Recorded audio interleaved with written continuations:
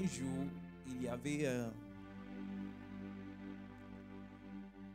quelqu'un qui était à l'aéroport. Et il attendait quelqu'un en fait. Donc il était à l'aéroport. C'est une fille ou une dame qui était à l'aéroport en train d'attendre quelqu'un qui vient, qui doit venir. Donc en attendant, il avait vu un monsieur qui vient d'arriver. Le monsieur aussi était en voyage. Et comme il est venu, il y avait sa femme qui l'attendait. Et comment la femme l'a reçu avec les fleurs. Il s'est embrassé et commençait à faire des bijoux. Et la façon qu'ils sont embrassés, ça a touché le cerf qui était là en train d'attendre quelqu'un qui devait venir. Il était très impressionné. Donc après, il a eu le courage pour partir, poser une question à ces messieurs-là, à ces couples-là qui ont manifesté quelque chose d'extraordinaire, selon elle. Et il pose des questions. Je suppose que vous venez de marier, parce que normalement, après le mariage, tu vois, il y a des sentiments, l'amour est frère. Et le monsieur a dit que nous sommes mariés. Bon, on est mariés depuis, on peut dire, 18 ans de mariage. Son mariage, 18 ans. Et 18 ans dans le mariage pour voir comment il manifeste et expresse l'amour envers les autres. Ça l'a beaucoup touché. Et puis il a dit, je souhaite que moi aussi, mon mariage soit comme ça. Mais le monsieur l'a dit, il ne faut pas souhaiter, mais il faut décider. Amen. Il faut décider. Bien-aimés frères et sœurs, le dimanche, pour avoir une bonne relation, bien le dimanche, pour avoir un bon mariage, c'est une décision. On ne souhaite pas pour avoir un bon mariage. Le fait que quelqu'un a eu un bon mariage, ça ne va pas dire que automatiquement, moi aussi, il peut avoir de bons mariages. Mais pour avoir un bon mariage, c'est une décision. La Bible nous fait comprendre dans Proverbe 18, verset 22. Il dit, celui qui trouve une femme a trouvé le bonheur. C'est une faveur qu'il a reçue de l'Éternel. J'aimerais bien relire. Il dit, celui qui trouve une femme a trouvé le bonheur. La Bible n'a pas dit celui qui prend une femme, mais il dit celui qui trouve. Bien aimé, avant de trouver, il faut chercher. Avant de trouver, il faut sélectionner. Avant de trouver, il y a une procédure à mettre en place. On ne prend pas les femmes, excusez le terme, ils ne sont pas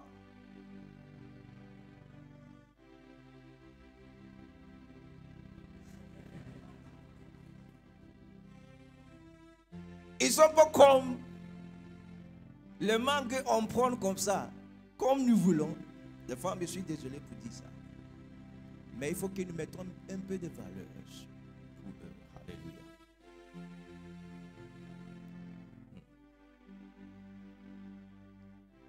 Il dit celui qui trouve.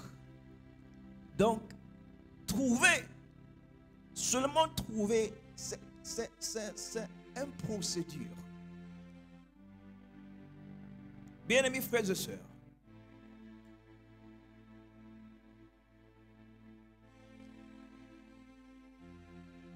tout cela c'est pour nous dire que, et c'est qu'un jour, nous tous, nous allons se marier. Et le moment est venu que nous connaissons, peut-être nous connaissons déjà, pour bien faire les choses. Alléluia. Pour éviter certaines choses que nous ne voulons pas.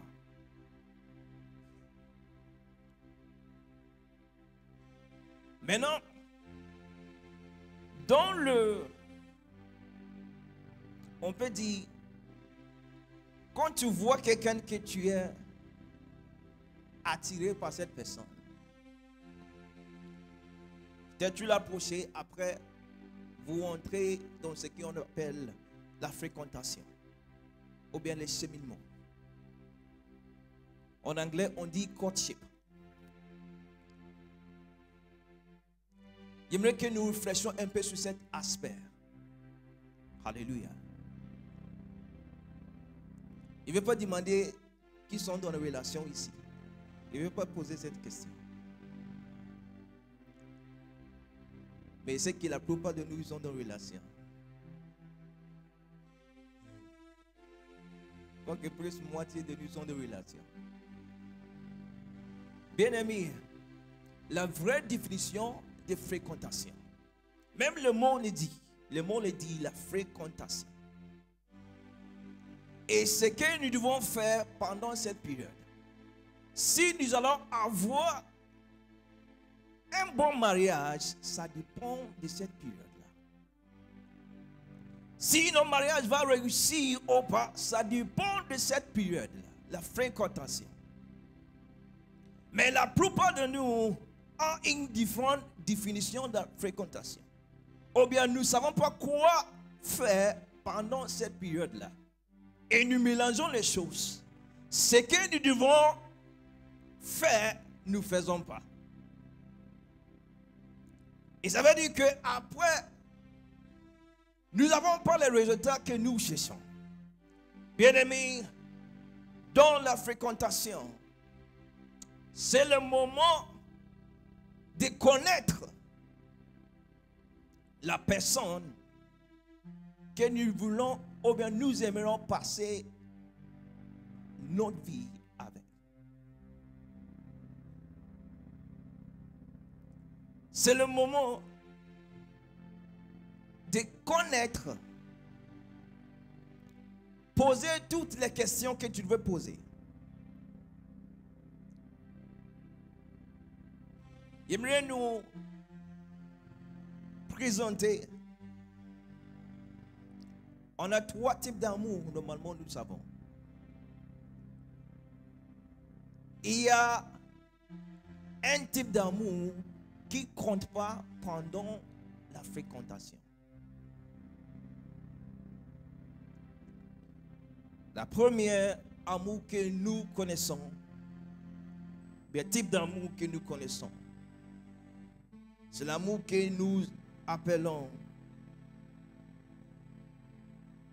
le Eros. L'amour Eros.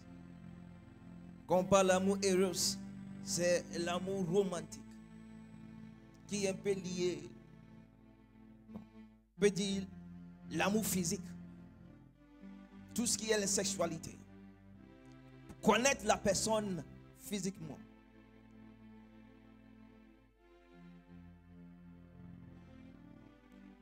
Il s'agit d'amour physique, romantique, souvent associé à l'attirance entre un homme et une femme. Bien aimé, ce type d'amour, c'est Dieu qui a créé. C'est bien. Mais dans le mariage, alléluia, ce type d'amour on doit manifester ce type, on doit exercer ce type d'amour dans le mariage, comme Dieu a dit, mais pas au mariage. Alléluia. Que Dieu m'aide. Ce type d'amour, Eros, Dieu a créé qu'il se soit manifesté dans le mariage, mais pas au mariage, mais pas avant le mariage. Pourquoi? Parce que si nous sommes dans la fréquentation et nous exerçons ce type d'amour, ça crée une force, un désir très fort, et ce désir est aveugle. Si tu as une faute, ou bien un fort désir envers quelqu'un sexuellement, tu es aveuglé. Amen. Aveuglé dans le sens que tu ne vois pas les caractères. Même si tu vois quelque chose qui n'est pas bien chez la personne, tu es aveuglé. En fait, tu ne peux pas en parler de ces choses-là.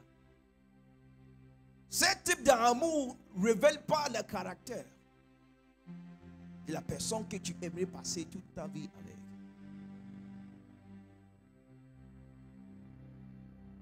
Alléluia.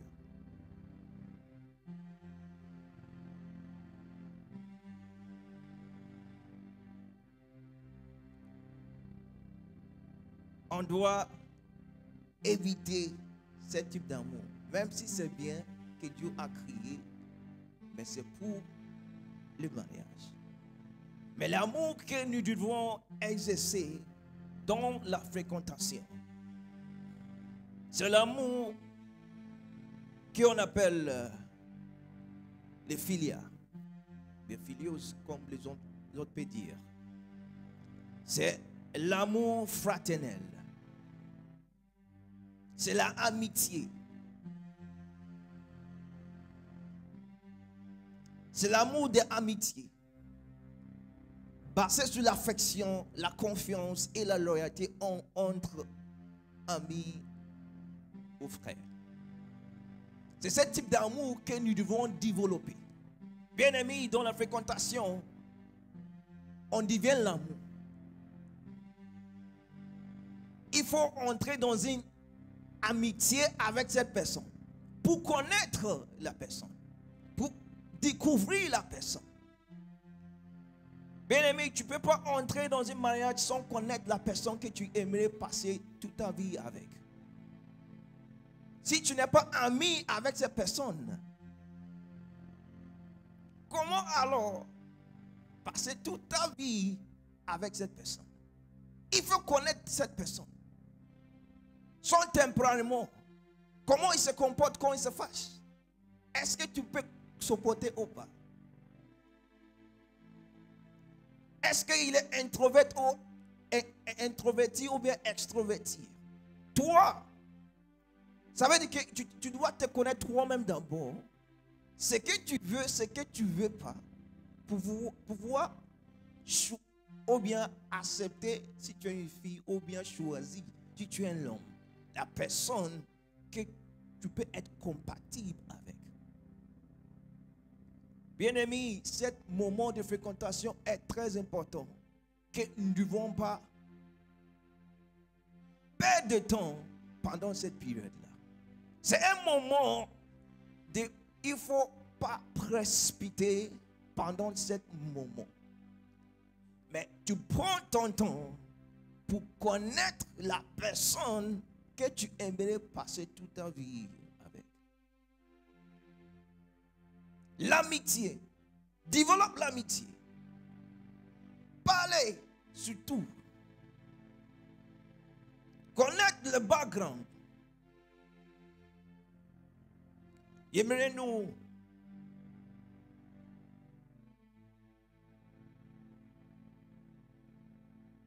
proposer les différentes catégories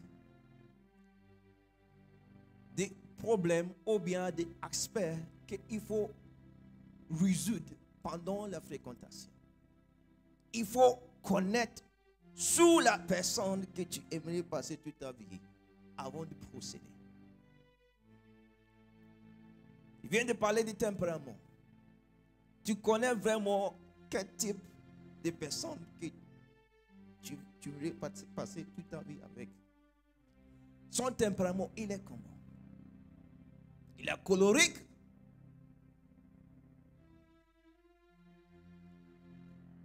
Tu connais. Mais s'il est colérique, est-ce que je peux supporter quand il est en colère? Ce sont des questions qu'il faut poser. Est-ce qu'il peut supporter son colère?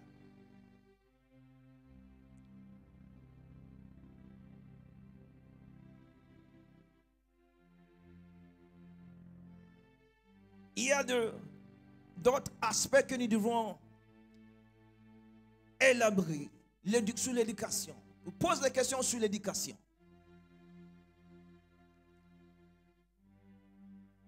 Amen.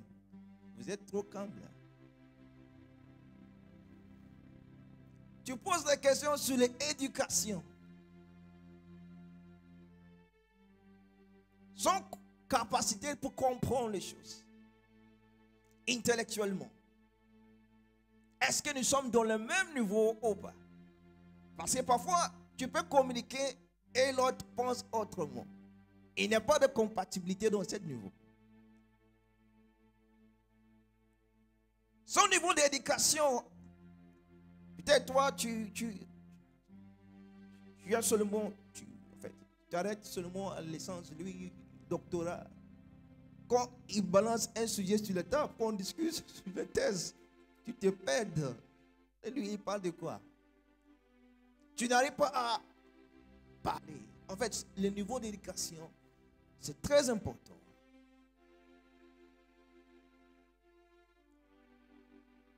Alléluia. Pose toutes les questions dans ce niveau d'éducation. Son background. Son background. Comment il était éduqué. Quelles valeurs? Valeurs familiales. Est-ce qu'elles sont la même ou différentes? Comment, en fait, le background des personnes, c'est ça qui lui forme. Et c'est ça qui donne la perspective. En fait, ça, son perspective dans l'avenir. Ils sont basés sur son background. Comment les gens voient les choses. Comment ils réfléchissent. Et toi, comment tu réfléchis, comment tu vois les choses? Est-ce que c'est la même chose ou pas? S'il y a une divergence, si c'est différent, est-ce que je peux supporter? Est-ce que je peux vivre avec telle personne? C'est le moment où il faut découvrir, bien aimés frères et sœurs. J'aimerais bien répéter cet aspect. Parce que ce sont les choses qui aident à mettre la fondation. Le moment de fréquentation, c'est là où nous mettons la fondation. C'est comme si tu veux bâtir une maison. On met d'abord la fondation avant de bâtir dessus.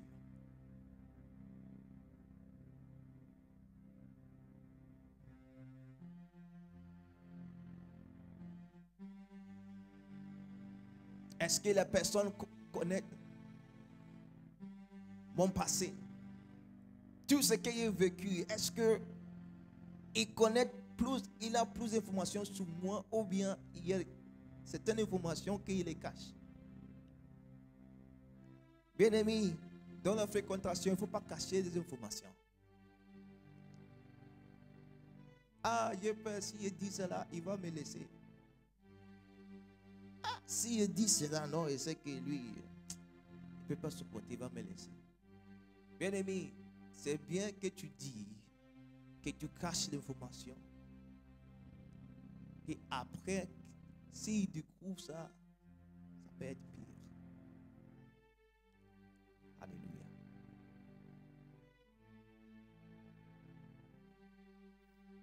Si il t'aime vraiment et il voulait bâtir sa vie avec toi, même si tu dis les choses graves,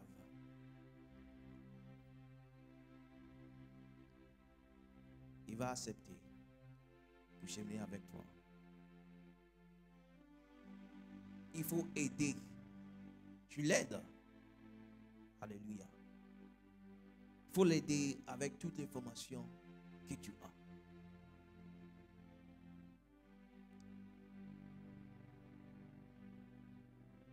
Il faut parler sur tout, sur la religion, sur la famille.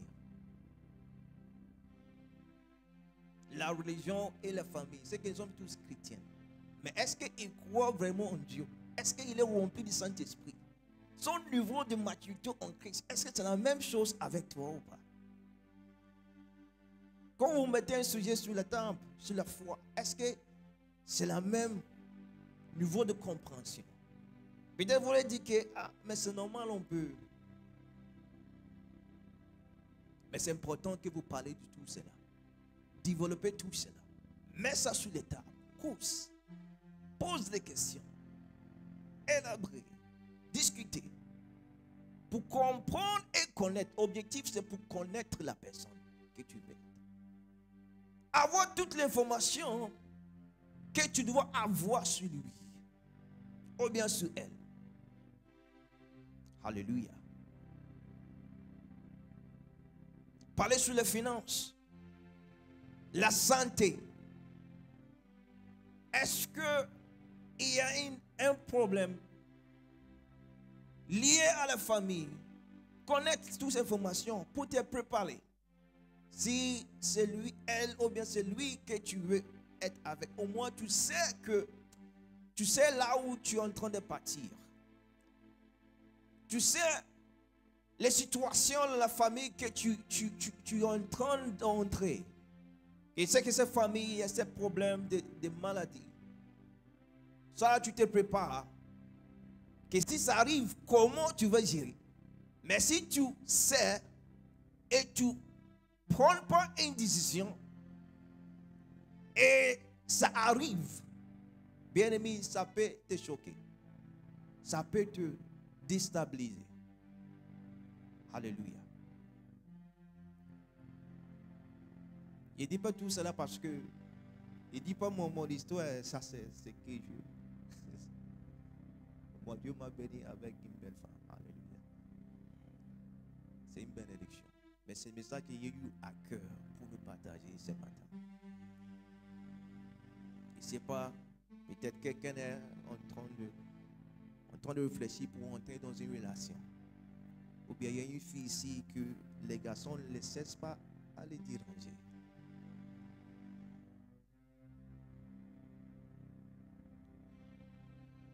C'est ma prière que après peut-être ce message, les choses peuvent devenir un peu claires. Alléluia pour nous. Pour savoir prendre la bonne décision. Alléluia.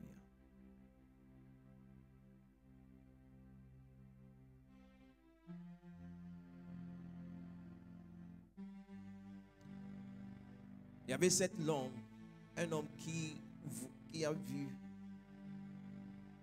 qui a apprécié le mariage que son père a eu avec sa femme.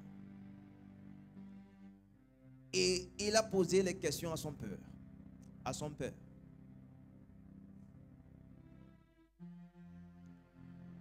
Comment choisir la bonne personne? Comment avoir un mariage heureux comme des mariages que tu as avec ma mère? Et le père a répondu, il a dit un seul mot. Il a dit expérience. Expérience. L'expérience. Le monsieur n'a pas compris expérience. Et le papa l'a dit expérience parce qu'il avait pris mon temps pour étudier l'échec des autres mariages. Et c'est là où il a accumulé, il a appris. Comment faire pour ne pas répéter la même chose que les autres sont fait.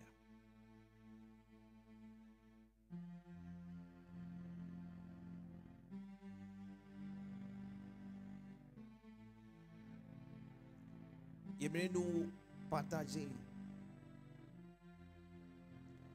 certaines choses à éviter. Comme les espérances d'autres personnes, c'est la richesse qu'il y avait faire qui fait échouer d'autres mariages. À éviter. Au moins, avec cette espérance, ça va nous aider avec notre décision. C'est que la décision que nous allons prendre.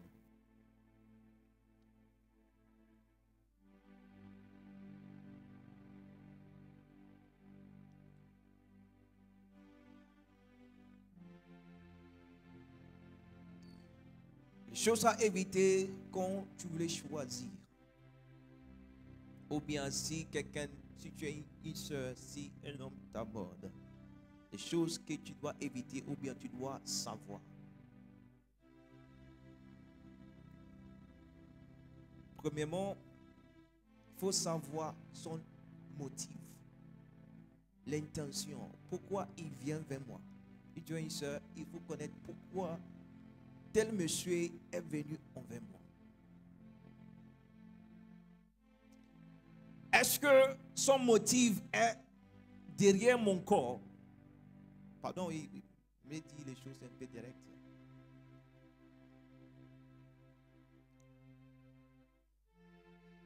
Le désir, son motif.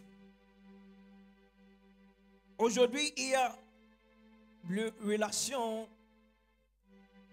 qui échoue, bien le mariage qui échoue parce que déjà l'objectif dès le départ, ce n'était pas la bonne. Soit les gens ont dans le mariage parce que ils ont le désir de la convoitise juste pour satisfaire le désir de la chair. Il la convoitise de la chair. Comme la Bible nous dit en 1 Pierre 2 verset 11.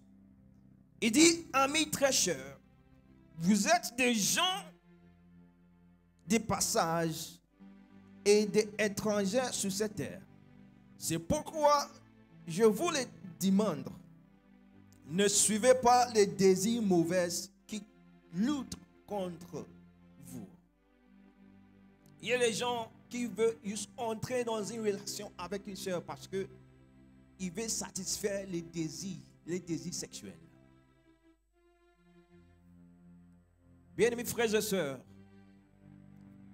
si nous rentrons dans une relation avec cet objectif, c'est le départ de l'échec. Et si tu as une soeur que tu vois que le désir de le frère envers toi, c'est le frère court derrière ton corps. Il veut juste satisfaire le désir de sa soeur. Sont les gens d'éviter. Ça veut dire que l'homme là ne t'aime pas vraiment, mais il a un autre objectif. Dès que tu lui donnes ça, son attitude envers toi va changer. Parce qu'il a eu ce qu'il veut. Mais un amour véritable est patient, court pas derrière la chair. Mais là, un amour véritable a une vision pour long terme.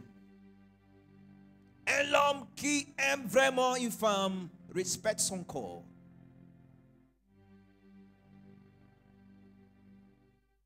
Respecte son corps. C'est l'homme même qui pose les principes que nous, on ne fait pas ça, on ne fait pas ça, on ne fait pas ça. Parce qu'il y a une vision avec toi. Parce que j'ai un projet avec toi. Un projet à long terme. Mais pour arriver là-bas, il sait que il doit maîtriser, on doit maîtriser la chair maintenant. L'objectif, c'est quoi son objectif? Ce sont des choses qu'on doit identifier, on doit savoir. Chaque fois il demande, bien-aimés frères et sœurs, il faut fuir. C'est son type de révélation, relation. Amen.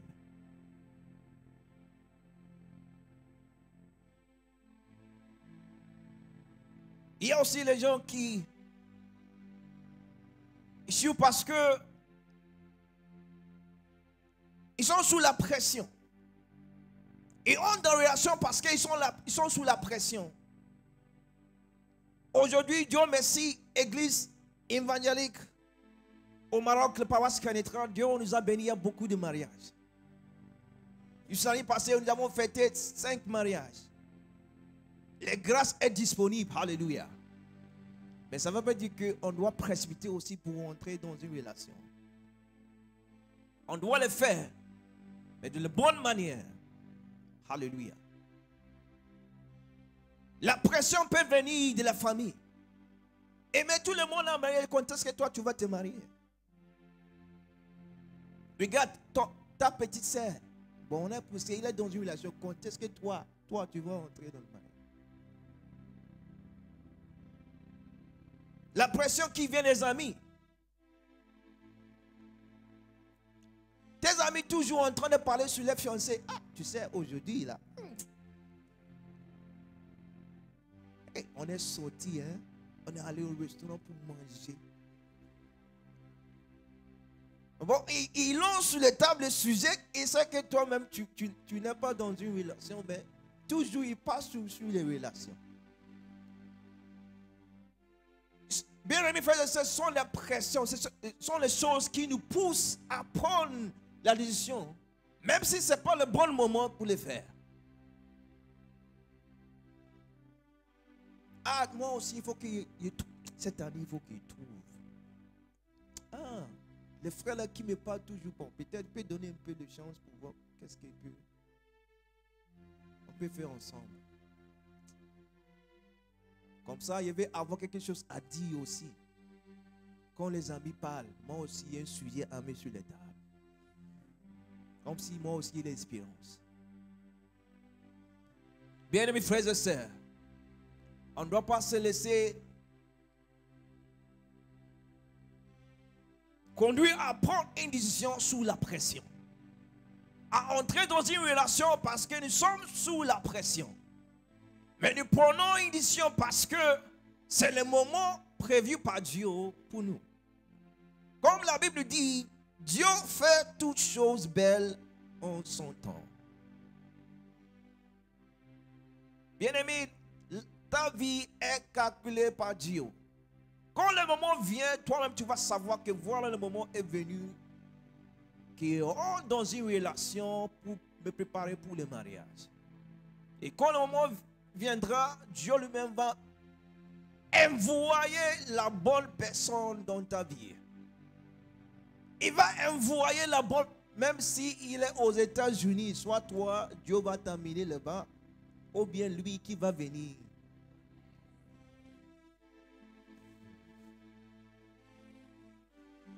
Les gens qui voyagent en France comme ça, ce n'est pas au hasard. Peut-être ils sont partis pour rencontrer, alléluia, la personne qui doit être ensemble avec. Dieu est capable de tout faire. Si le moment n'est pas venu, il ne faut pas te précipiter. Refuse d'être sous la pression. Parce que cette décision est très importante. Et nous voulons bien le faire. Et on doit bien le faire. La pression d'âge. Je suis en train de grandir. Parce que tu as compris qu'à un certain âge, il faut forcément entrer dans une relation ou bien dans un mariage. L'âge avance. Déjà 30 ans. Bientôt, il va avoir 30, 29. Hey, c'est le moment même de normalement avoir des enfants et tout ça. Il ne faut pas être sous la pression. Les insécurités.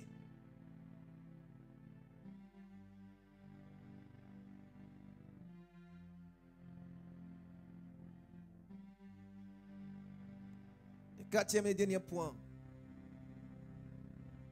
Les gens parfois échouent dans leur relation, dans leur mariage parce que Ils ont seulement désobéi à Dieu. La désobéissance. Toi-même, tu sais dans ton cœur que telle personne-là n'est pas la bonne personne pour toi. Mais avec ton désir personnel, cause de ce que tu peux gagner, peut-être l'argent qu'il te donne, l'attention qu'il te donne, le statut, il est gros, il est beau, il est belle. Quand tu marches avec lui, tu te sens oui. Voilà mon gars, voilà ma fille, voilà ma chérie. Tu l'aimes parce qu'il est beau, il est belle seulement. Mais tu sais dans ton cœur que non, ce n'est pas la bonne personne. Parce que Dieu t'a montré certaines choses, un signal, certains comportements, certaines attitudes. Tu sais que tu ne peux pas supporter ça. Bien-aimés frères et sœurs, il ne faut pas fermer les yeux. Il ne faut pas désobéir à Dieu. Le mariage,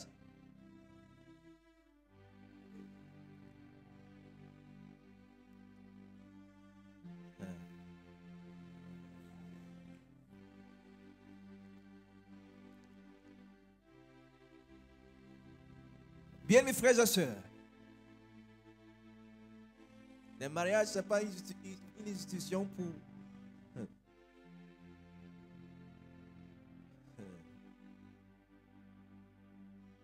C'est plus important et sérieux que Champions League.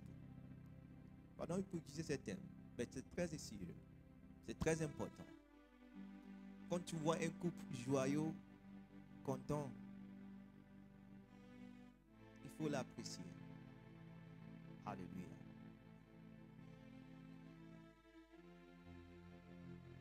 C'est pour cela qu'on doit bien faire les choses.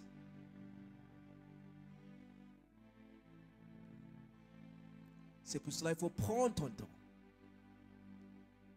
Il ne faut pas être dans la précipitation. Surtout, j'aimerais rebondir sur ce point et nous allons prier. Prends ton temps. Connaître la personne. Il ne faut pas laisser les émotions et les sentiments te poussent à prendre la décision. On prend une décision sur les émotions. Laisse ton cinq sens agir. Je ne sais pas si j'ai bien dit. On a combien de sens? 5. Les yeux pour voir. Quand tu vois, il faut bien regarder. Alléluia. Les frères, il faut bien regarder. Pas regarder le corps, non. Regardez le comportement, l'attitude. Quand tu vois, pose les questions. La même chose aussi les sœurs. Regardez. Écoutez. Quand tu écoutes, c'est pour poser les questions. Il faut parler. Il faut sentir. Il faut que cette sens, 5 sens soient actifs. Mais tout cela, si l'amour éros est la fondation de ton relation, tu as perdu tout cela. Si tu laisses que votre relation soit basée soit dirigée sexuellement,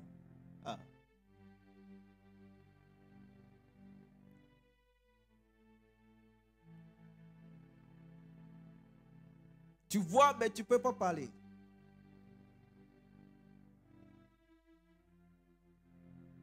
Bien, mes frères et sœurs, Dieu veut que nous faisons bien les choses. Oui, il nous a bénis des mariages. Le moment est venu que nous accueillions le bonne information qui va nous conduire à prendre les bonnes décisions.